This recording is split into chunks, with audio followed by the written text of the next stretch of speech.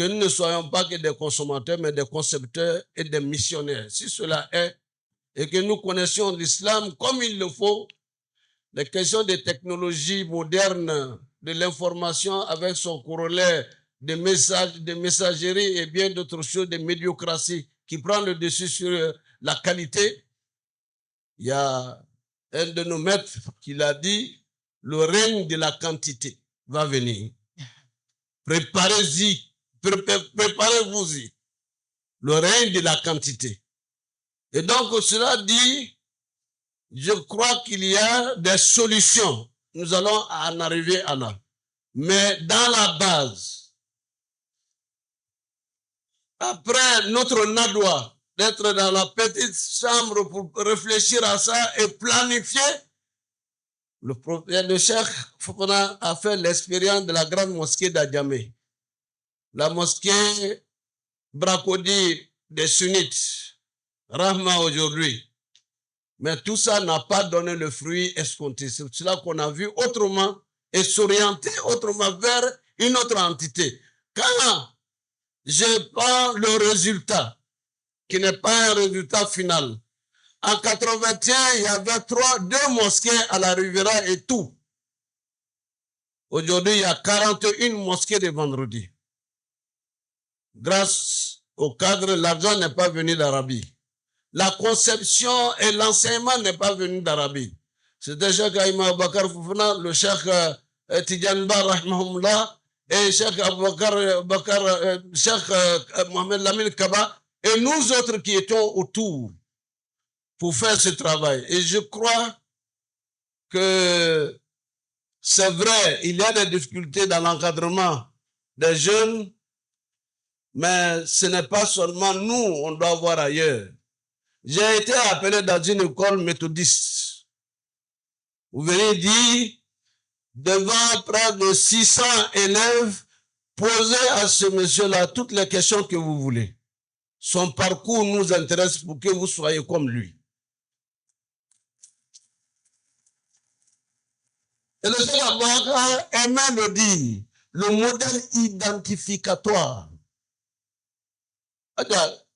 La création de l'alliance de ce que avec Ediemou, c'était une sorte de métier de Benjerville. Voilà. Avec le GRS et tout. Et donc, il y a ça, que nous devrions savoir que ce qui paraît être une menace doit être pour nous une opportunité. J'ai été appelé par un ensemble de jeunes chrétiens dans un hôtel UP.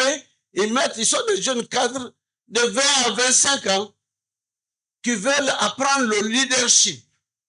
Or, vous savez que l'une des œuvres de notre coopération avec nos frères de Washington, c'était le leadership training. La formation des leaders d'aujourd'hui et de demain. C'est un programme auquel nous avons été soumis à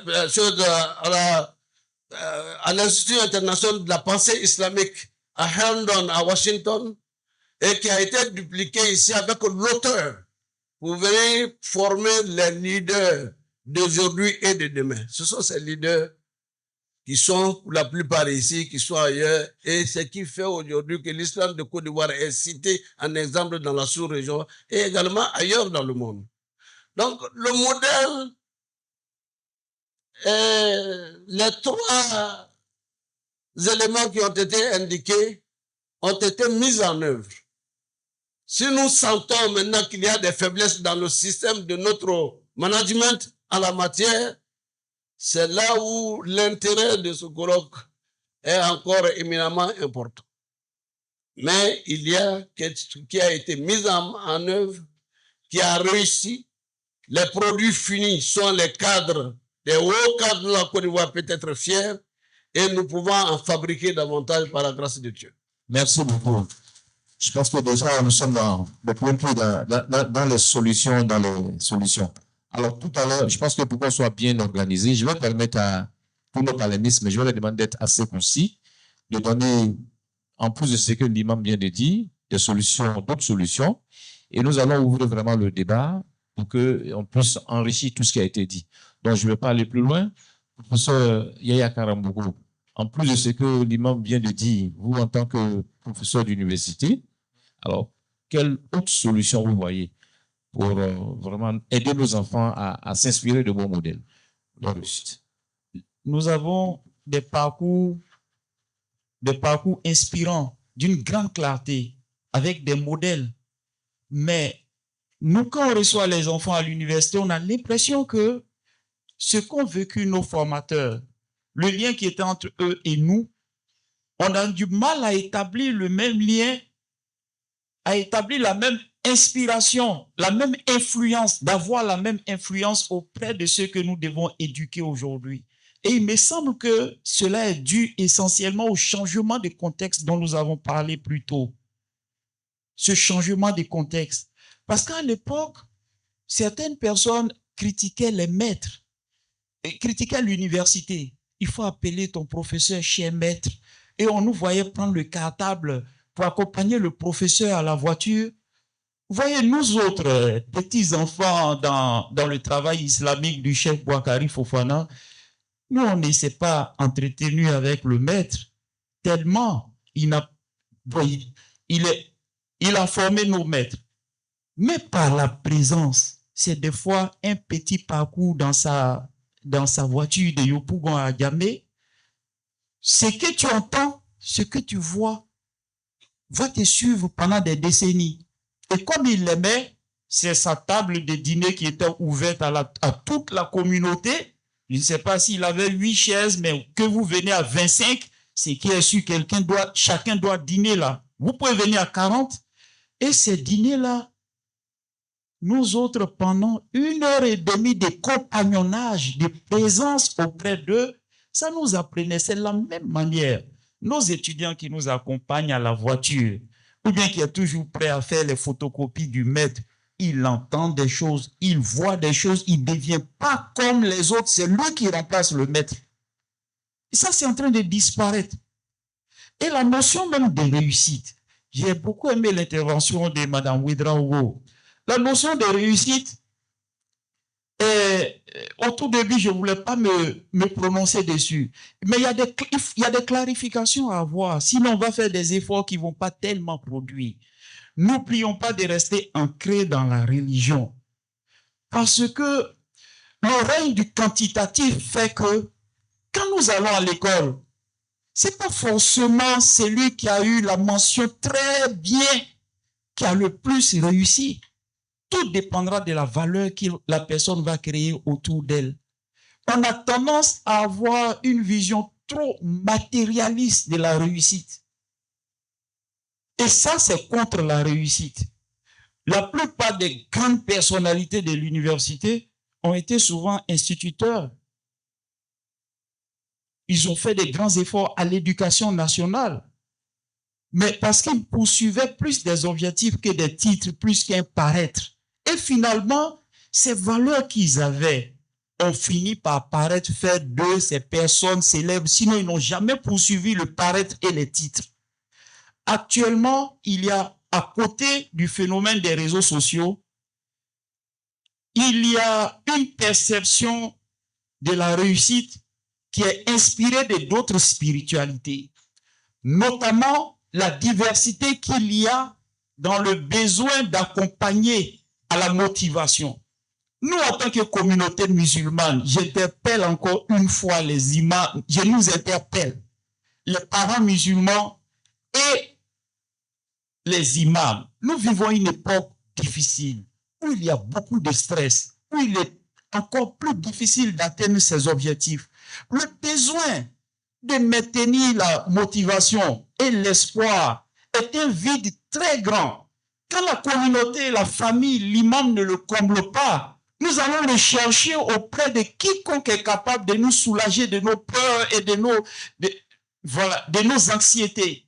C'est un besoin très important à cette époque. Quand nos maîtres étaient en formation, la vie n'était pas aussi tiraillante qu'aujourd'hui. Nous sommes dans un contexte où le besoin de motivation, d'inspiration est très important.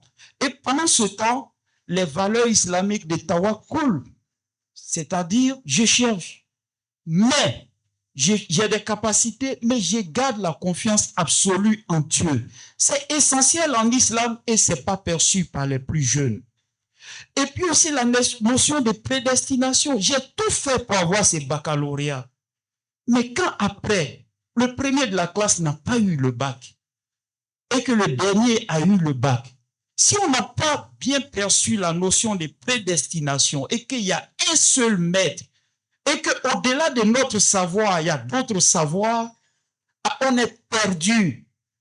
On fait face facilement à des dépressions, alors que des essentiels islamiques auraient pu nous aider, nous protéger contre le découragement, la démotivation.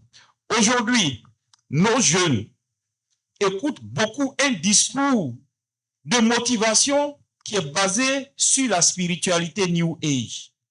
La loi de l'attraction. La loi de l'attraction a une origine qui est panthéiste. C'est basé sur l'humanisme, la toute-puissance absolue et l'indépendance de l'humain. À partir de ce moment, s'il n'y a pas le garde-fou de la transcendance, de placer la confiance en Dieu, de savoir qu'il se peut que vous n'aimez pas quelque chose alors que c'est un bien pour vous. Il se peut que vous désirez fortement quelque chose et c'est le mobile de votre destruction. Allah sait, vous ne savez pas. Si on enlève ça de la motivation, qu'on dit que l'homme peut tout créer, tu peux créer dans ta vie. Aujourd'hui, les jeunes disent confiance en toi. Il faut avoir confiance en toi. Si il faut avoir seulement confiance en toi, je vais interrompre, mais je termine. S'il faut avoir seulement confiance en toi, à la 5e semaine de la grossesse, quand on est 2,5 mm, on n'est pas visible. En ce moment, tu as confiance en toi ou bien tu as confiance en Dieu? Tu as confiance en Dieu. Bon, je m'arrête là. Merci, professeur. Je pense que là, le professeur a planté le décor. C'est-à-dire, aujourd'hui, c'est essentiel. Il a dit quelque chose, la notion de réussite. Ça aussi, tout à l'heure, Adia a parlé des qualités des parents. Parce que si on ressasse toujours à nos enfants le type de réussite qu'on veut d'eux, c'est aussi un problème. Et comme on a dit, la question aussi de l'inspiration, il y a une sorte de rupture entre ceux qui doivent inspirer et puis nos jeunes. Et ça, je suis très content. Moi, je le fais sur la rue Al-Bayane. J'interpelle nos imams. Nos mosquées ne sont pas animées. Nos mosquées ne sont pas animées. Nous, on a eu la chance toujours d'avoir des imams disponibles qui nous inculquent des choses. La plupart de nos mosquées ne sont pas animées. Comme vous l'avez dit, quand les parents, les jeunes vont à la mosquée, au moins qu'on leur dise des choses qui vont créer la transformation en eux. Donc, je pense que nos imams sont interpellés. Tout le monde a un rôle à jouer. Donc, je pense en termes de première solution, c'est, voilà. Alors, comme j'ai dit, je vais tenir mon engagement, permettre à Coro vraiment d'être concis pour vraiment, en tant que, toujours dans ta posture d'encadreur, aujourd'hui, quelle solution? Parce que bon, la plupart de nos enfants vont à l'école. Donc, aujourd'hui, au moins à l'école, avoir le diplôme, avoir ce qu'on veut. Qu'est-ce que vous pouvez donner comme solution pour une meilleure inspiration de nos enfants? Là, je vais finir par Adja. Alors, pour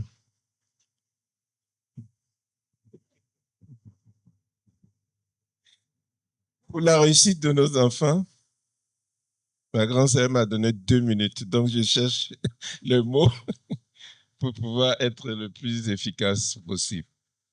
Il faut que nous soyons parents. Il faut que nous jouons notre rôle de parents. C'est-à-dire que nous avons eu, nous, la chance d'avoir une bonne éducation. Que cette éducation-là, nous la transmettions à nos enfants. Que nous ayons le temps de la transmettre à nos enfants. Je vous ai dit dans la définition de l'éducation qu'il y avait l'interaction, il y avait la communication et la transmission des valeurs. La transmission des valeurs, c'est fait par la communication. Mais la communication, ce n'est pas que la parole. Ce n'est pas que ce qu'on dit. C'est ce qu'on transmet, même à travers son comportement. Donc, le premier modèle inspirant pour nous, après les enseignements de la religion naturellement, c'est le père ou la mère lui-même.